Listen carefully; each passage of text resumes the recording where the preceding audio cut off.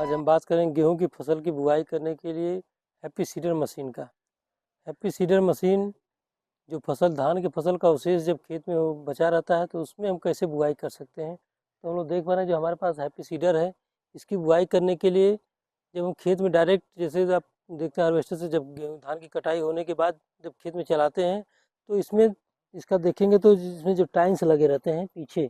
ये रोटावेटर की तरह ना रखे कि ये क्या करता है, आगे से वो हटाता रहता है अवशेष को हटा देता है और पीछे से वो जीरो टिल मशीन की तरह जीरो उसमें चीरा लगाते हुए बीज को आसानी के, इसमें दो बाक्स लगे रहते हैं। एक इसमें बाक्स है बीज का और एक बाक्स है इसमें इसमें इधर दिखाते हैं आपको, जो दो तरह के इसमें बीज का है अलग से, और उसके अलावा दूसरा है फर्टिलाइजर के लिए। तो इसमें अलग अलग इसका कैसे कैलकुलेट करते हैं, ये दो तरह के बॉक्स बने हुए हैं। तो एक इसका देखिए, यहाँ पे देखिए, ये एक आपका बीज का है, ये इधर इधर भी देख पा रहे हैं हम लोग, जो इसका कैलिब्रेशन कैसे बीज कितना मात्रा में गिरना चाहिए खेत में,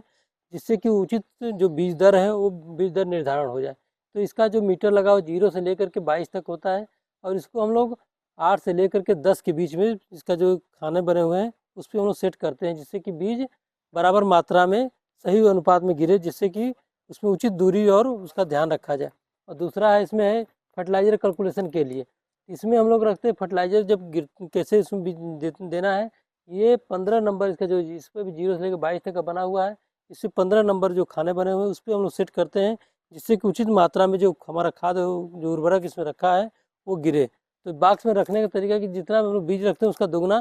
खाद रखते हैं, तो दोनों आसानी से उसमें हम लोग भर करके बुआई कर पाते हैं। और इसमें पीछे देखिए टाइन्स लगे हुए हैं, पाइप के द्वारा ये बीज आपको पूरे नली में गिरता जाता है, और नली दोनों के अलग अलग लगे हुए हैं, खाद के अलग है, उसमें दांते लगे हुए हैं,